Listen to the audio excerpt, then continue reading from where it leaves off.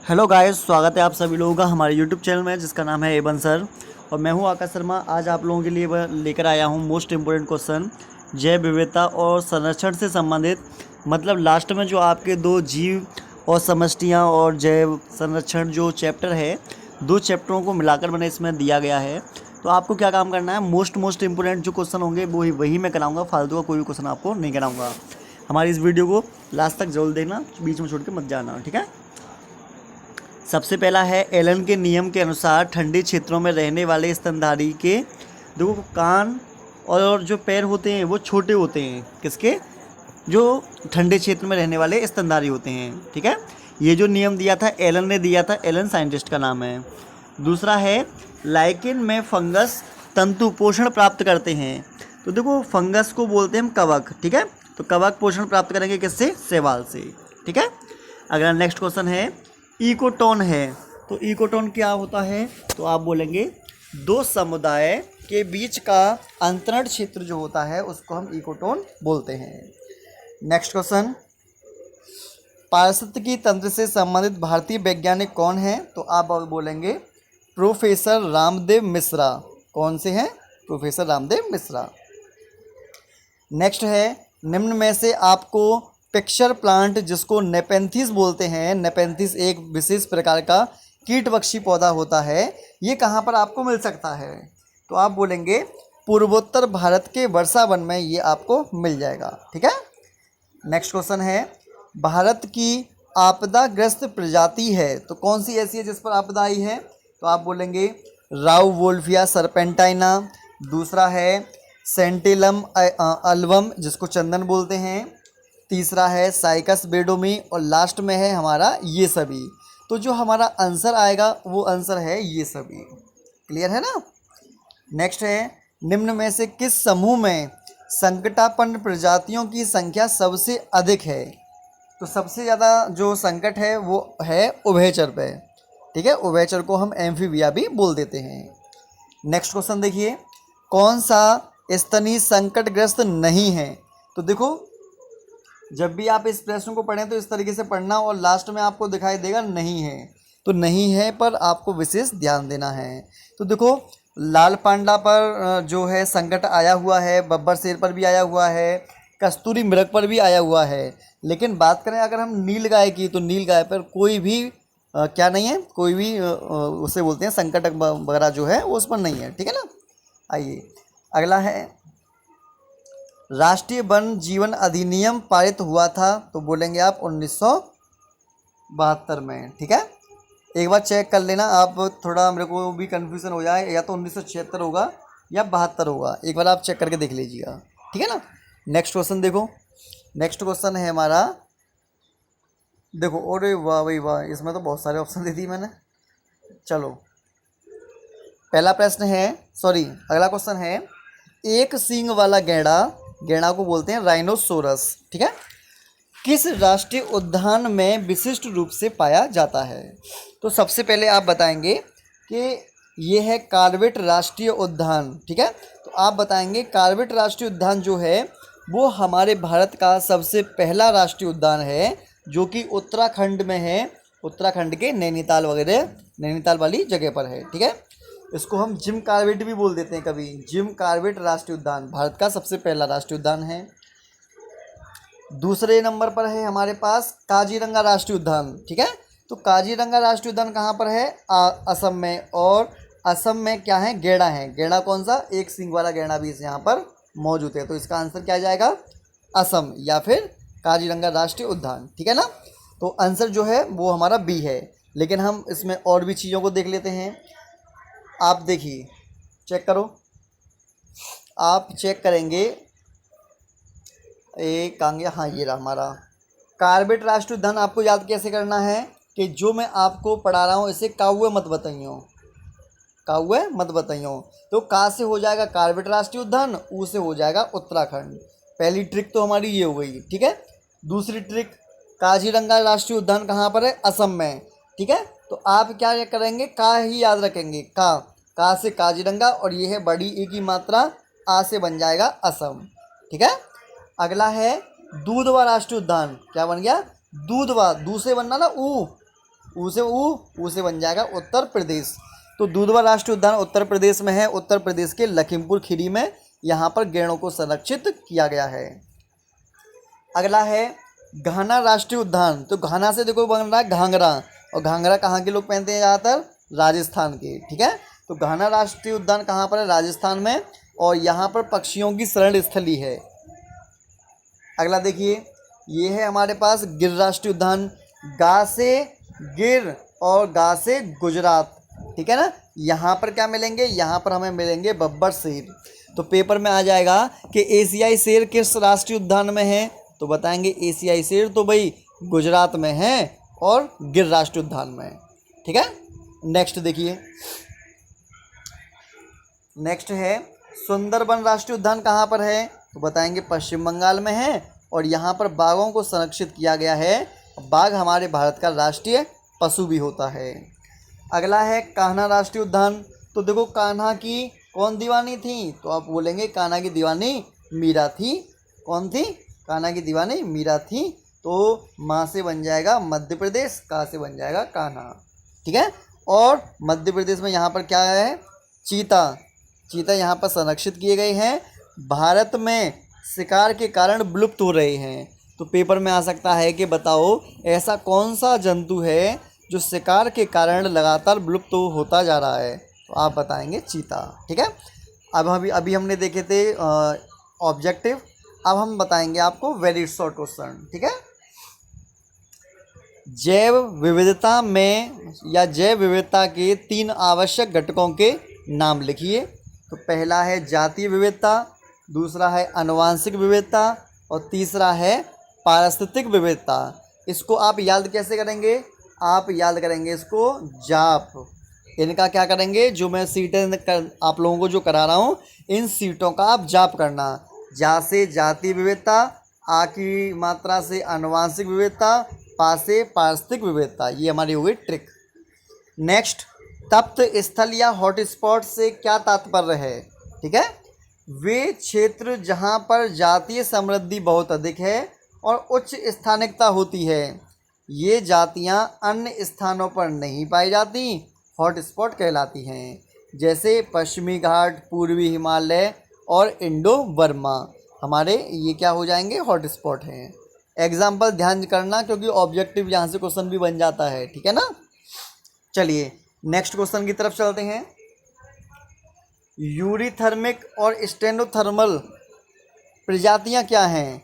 तो आप बोलेंगे ऐसी प्रजाति जो तापमान के विस्तृत परास को सहन करने की क्षमता रखती हैं, उसे बोलेंगे यूरीथर्मल प्रजाति। विस्तृत परास का मतलब है अधिक टेम्परेचर को सहन करने वाली प्रजाति। ठीक है, अगला है जबकि वह प्रजातियां जो तापमान के कम परास को सहन कर सकती हैं, उसको हम बोलते हैं स्टेनोथर्मल प्रजाति। स्टेनोथर्मल प्रजाति कम तापमान को सहन करेंगी और यूरीथर्मल अधिक तापमान को सहन करेंगी। ठीक है, नेक्स्ट क्वेश्चन की तरफ चलते हैं। नेक्स्ट क्वेश्चन हमारा है मैंग्रोव पौधों में, कौन से पौधों में बताओ? मैंग्रोव पौधों में पित्रस्थ अंकुरण या जरायुक्ता एक विशिष्ट अनुकूलन है, स्पष्ट करो। मोस्ट इम्पोर्टेंट है ये। तो मैंग्रोव पौधों में समुद्र के किनारे दलदल में उगते हैं। तो मैंग्रोव पौधे कहाँ पर उगेंगे? पहले तो हमें ये बताना है, तो बताएंगे समुद्र के किनारे उगेंगे, दलदल में। इन पौधों में बीजों का अंकुरण मात्र पौधे पर फल के अंदर ही हो जाता है। अंकुरित बीज से निकलने वाला बीज पत्राधार वृद्धि करके मोटा भारी मूलक रचना बनाता है। इनमें जड़ें जमीन से ऊपर निकल आती हैं, जिन्हें श्वसन मूल कहते हैं। और आप एग्जाम्पल कौन सा बताएंगे? राइजोफोरा। कौन सा एग्जाम्पल है? राइजोफोरा। ठीक है, नेक्स्ट क्वेश्चन की तरफ चलते हैं। रेड डाटा बुक क्या है? International union for conservation of nature and natural resources, जिसको हम बोलते हैं IUCN द्वारा प्रकाशित बुक। विश्व की संकटापन्न प्रजाति का विवरण होता है, उसको हम रेड डाटा बुक कहते हैं। ठीक है, और रेड डाटा बुक में उन जंतुओं को रखते हैं जिस पर संकट आया हुआ है। आप क्या काम करेंगे? एक आध एग्जाम्पल भी बता देना। चिंकारा, चीतल हैं, कस्तूरी मृग, रेड पांडा, है ना, इन्हें भी आप बता देना। स्थानिक जातियां किसे कहते हैं? वे पादप एवं जंतु जातियां जिनका वितरण कुछ विशिष्ट क्षेत्रों में ही सीमित होता है, स्थानिक जातियां कहलाती हैं। जैसे कि आप ये समझ लीजिए कि जैसे कि आप मुझसे पढ़ने के लिए आते हैं, आकाश सर पे आप लोग पढ़ने आते हैं, ठीक है, एक निश्चित एरिया में है कि मतलब कहाँ पर जाएंगे, आर्य कोचिंग में पढ़ेंगे और उसी के अंदर बैठेंगे, वहाँ पर आप लोग करेंगे। तो हमारे यहाँ की तुम लोग क्या हो? स्थानिक जातियाँ हो, ठीक है। क्यों? क्योंकि तुम अन्य किसी जगह पर नहीं जाते, ठीक है ना, इसलिए। विश्व पर्यावरण दिवस कब मनाया जाता है? इसका क्या उद्देश्य है? तो बताएंगे। विश्व पर्यावरण दिवस 5 जून को मनाया जाता है। इसका उद्देश्य होता है कि पर्यावरण के प्रति लोगों को जागरूक किया जाता है, ठीक है। अगला है CO2 की परसेंटेज कितनी है? तो बताएंगे 0.03%, ऑक्सीजन की है 20% और नाइट्रोजन की है 78%, ठीक है ना। आप देखो क्या काम करेंगे, क्वेश्चन के आधार पर ही आपको आंसर देने हैं कि कोई 1 नंबर का है तो 1 नंबर जैसा, 2 नंबर का है 2 नंबर जैसा और 3 नंबर का है तो 3 नंबर जैसा आपको लिखना होगा, ठीक है। नेक्स्ट क्वेश्चन की तरफ चलते हैं। भूमि की उर्वरता में साइनोबैक्टीरिया की भूमिका क्या है? आपको ये बताना है। तो बताएंगे नीले हरे शैवाल मृदा की उर्वरता में वृद्धि करते हैं क्योंकि ये वायुमंडलीय स्वतंत्र नाइट्रोजन का यौगिकीकरण करके एकत्रित करते हैं।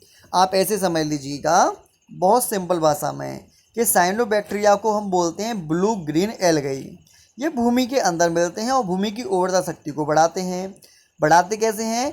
क्योंकि ये वायुमंडल से नाइट्रोजन का स्थिरीकरण करते हैं और पौधे को ये प्रोवाइड करा देते हैं, जिससे पौधे में नाइट्रोजन की कमी नहीं होती। नेक्स्ट क्वेश्चन देखो, 2 वाहोष्मी प्राणियों के नाम बताओ। तो बता दो आप। उभयचर, उभयचर में मेंढक आ जाएगा।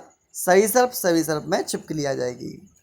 कीटभक्षी पादप, कीटभक्षी पादप में पहला नेपेंथिस और दूसरा आ जाएगा यूट्रिकुलेरिया। यूट्रिकुलेरिया ना लिखो तो ड्रोसेरा भी लिख सकते हैं, ठीक है। वाहोष्मी की जगह आंतरोष्मी दे रखा हो तो स्तनधारी और पक्षी बता देना आप, ठीक है। नेक्स्ट क्वेश्चन की तरफ चलो। अगला है लघु उत्तरीय प्रश्न। आर्किड पौधा आम के पेड़ की शाखा पर उग रहा है। आर्किड और आम के पेड़ के बीच पारस्परिक क्रिया का वर्णन आप कैसे करेंगे? देखो, आर्किड तथा आम के वृक्ष के मध्य कैसा संबंध होगा? तो आप कहेंगे आर्किड और आम के वृक्ष के मध्य सहभोज्यता का संबंध होगा। संबंध पता चल गया आपको। इसमें आर्किड को तो लाभ होता है लेकिन आम के वृक्ष को ना लाभ होता है और ना ही हानि होती है। अधिपादप आर्किड आम के वृक्ष की शाखा पर उगता है लेकिन इससे कुछ भी प्राप्त नहीं करता। इनकी आर्द्रताग्राही जड़ें वायुमंडल से भी नमी को अवशोषण कर लेती हैं। इसका मतलब ये है कि जैसे मान लीजिए ये कोई ए प्रजाति है, ये कोई बी प्रजाति है। एक प्रजाति को तो लाभ होता है लेकिन दूसरी प्रजाति को ना लाभ होता है ना हानि होती है। तो इस संबंध को बोला जाता है सहभोज्यता। मोस्ट इम्पोर्टेंट है, यूपी बोर्ड में आ भी चुका है, अभी भी आने के इसके पूरे चांसेस हैं। नेक्स्ट क्वेश्चन, अगर समुद्री मछली को स्वच्छ जल की जल जीवशाला में रखा जाता है तो मछली पर क्या प्रभाव पड़ेगा?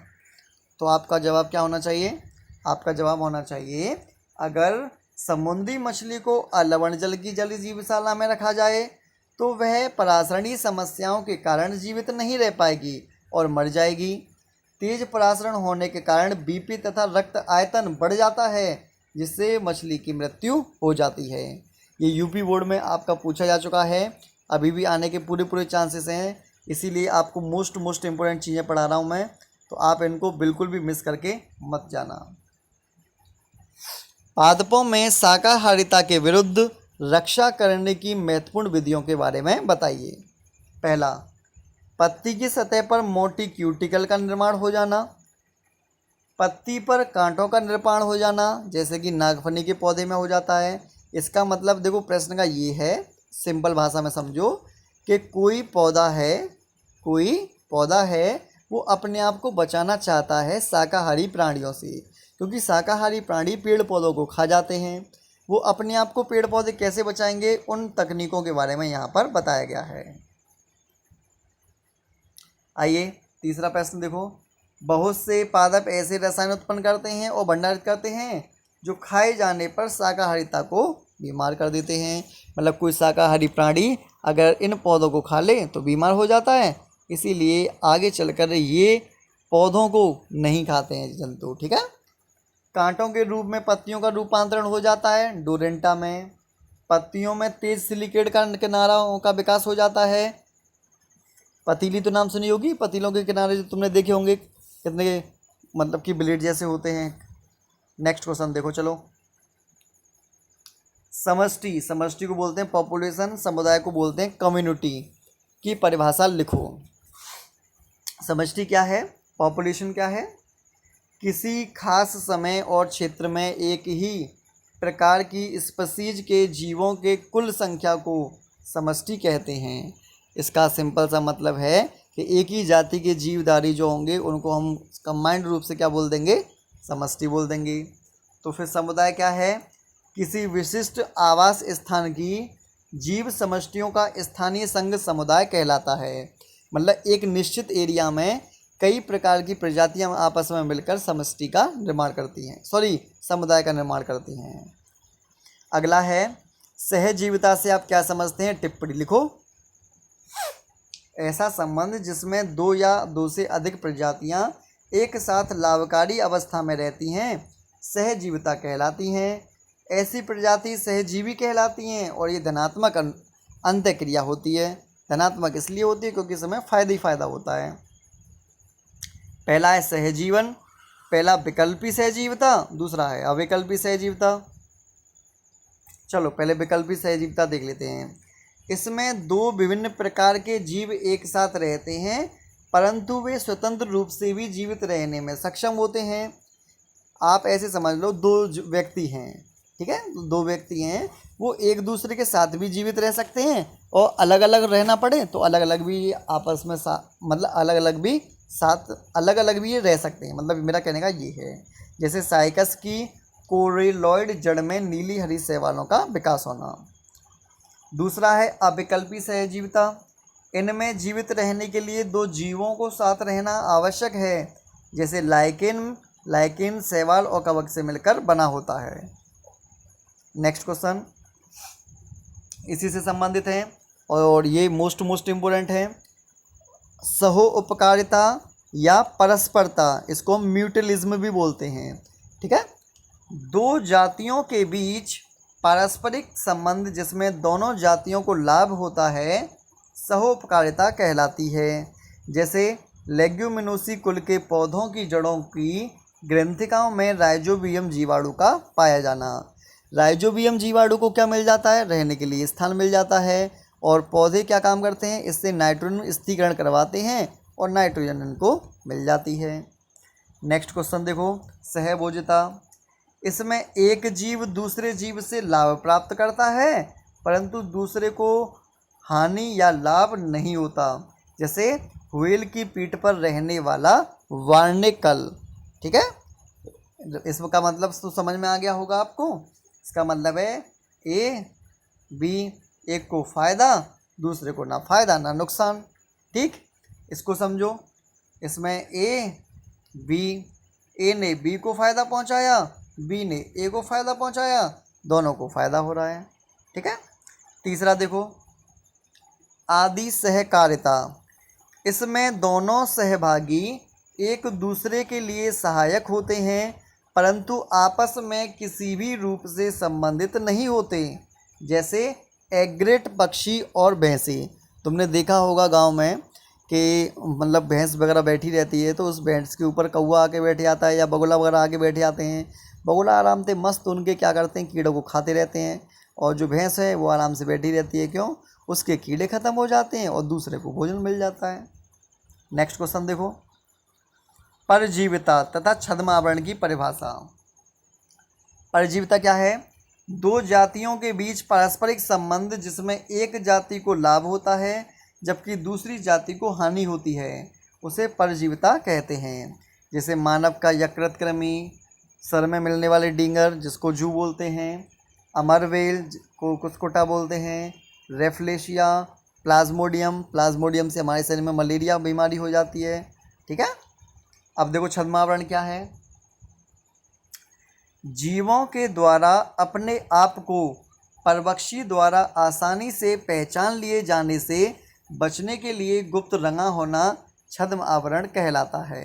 जैसे कीट एवं मेढक की प्रजातियां, बहुत से कीट और मेढक की प्रजातियां ऐसी होती हैं जो अपने आप को छुपा लेती हैं। ठीक है। अगला है संकटग्रस्त 4 पादपों के नाम बता दो, 4 जंतुओं के नाम बता दो। तो बता दो क्या दिक्कत है। सर्पगंधा, चंदन, नेपेंथिस, साग, अंगूर। जंतु में बब्बर शेर, भारतीय हाथी, गैंडा, एशियाई जंगली गधा। 4 पौधा बता दिए, 4 जंतु बता दिए। नेक्स्ट, पादपों की जाति विविधता 22%, जंतुओं की 72% की अपेक्षा बहुत कम है। क्या कारण है कि जंतुओं में अधिक विविधता मिलती है? उस कारण को हम देख लेते हैं। प्राणियों में अनुकूलन की क्षमता पौधों की अपेक्षा बहुत अधिक होती है। ठीक है। क्यों होती है वो भी हम जानेंगे धीरे धीरे करके। प्राणियों में प्रचलन का गुण होता है। प्रचलन का मतलब एक जगह से दूसरी जगह पर जाना, जिससे ये स्थान परिवर्तन करके स्वयं को बचाए रखते हैं। तीसरा पॉइंट, पौधे स्थिर होते हैं। स्थिर होने का मतलब एक ही जगह पर होते हैं, जिससे इन्हें विपरीत परिस्थितियों का अधिक सामना करना पड़ता है। एक ही जगह पर बेचारे रहते हैं, बारिश हो चाहे धूप पड़े चाहे ओले पड़े, सब इनके ऊपर ही गिरते हैं। धूप इन्हीं के ऊपर करती है बेचारों के ऊपर। अगला, इसमें प्राणी तंत्र का तंत्र अंतःस्रावी तंत्र के फलस्वरूप स्वयं को वातावरण के प्रति अनुकूलित कर लेते हैं। हमारे अंदर न्यूरल सिस्टम है ना, पौधों के अंदर नहीं होता। इन कारणों के फलस्वरूप किसी भी पायतंत्र में प्राणी में पौधों की तुलना में अधिक जैव विविधता देखने को मिलती है। मोस्ट इम्पोर्टेंट क्वेश्चन है भाई, सब आप बिल्कुल भी मिस मत करना। 2 से 3 बार वीडियो देख लेना और इन क्वेश्चनों को याद कर लेना, जिससे एग्ज़ाम में आपको अच्छे नंबर मिल सकें। नेक्स्ट क्वेश्चन है, उष्णकटिबंधीय क्षेत्रों में सबसे अधिक स्तर की जाति समृद्धि क्यों मिलती है? 3 परिकल्पनाएं दीजिए। पहली परिकल्पना देखो, जाति उद्भवन आम तौर पर समय का कार्य है। शीतोष्ण क्षेत्र में प्राचीन काल से ही बार बार हिमनद होता रहा है, जबकि उष्णकटिबंधीय क्षेत्र लाखों वर्षों से अबाधित रहा है। इसी कारण से जाति विकास तथा विविधता के लिए एक लंबा समय मिल गया है। जिसको जितना ज़्यादा लंबा समय मिलेगा उसका विकास उतना ही अच्छा होता है। नेक्स्ट है दूसरा, बी, उष्णकटिबंधीय पर्यावरण शीतोष्ण पर्यावरण से भिन्न है और कम मौसमी परिवर्तन दर्शाता है। उष्णकटिबंधीय क्षेत्र में मौसम में परिवर्तन कम होता है, जीवधारी आसानी से वृद्धि करते हैं। उष्णकटिबंधीय क्षेत्रों में सबसे अधिक सौर ऊर्जा उपलब्ध होती है, जिससे उत्पादन अधिक होता है, जिससे परोक्ष रूप से अधिक जैव विविधता भी इसमें पाई जाती है। तो जैव विविधता जहाँ पर जितनी जो सौर ऊर्जा होगी, प्रकाश संश्लेषण ज़्यादा होगा, ऑक्सीजन ज़्यादा बनेगी और अच्छी वहाँ पर जैव विविधता मिलेगी। ठीक है। नेक्स्ट क्वेश्चन है 10वां, वन्य प्राणी उत्पादों के लिए मनुष्य का लोभ पर टिप्पणी करो, या जीव जंतुओं के विलुप्तीकरण का मुख्य कारण क्या है उसे स्पष्ट करो। पहला कारण, अत्यधिक शिकार किए जाने के फलस्वरूप बाइसन, जिसको जंगली गधा बोलते हैं या जंगली भैंसा बोलते हैं, वो विलुप्त हो गए हैं। क्यों? क्योंकि हमने इनको मार डाला है, काट डाला है। अगला, खाल प्राप्त करने के लिए हिमतेंदुओं को मार डाला है, वध कर डाला है, जिसके कारण ये प्राणी भी संकटग्रस्त होने की कगार पर हैं।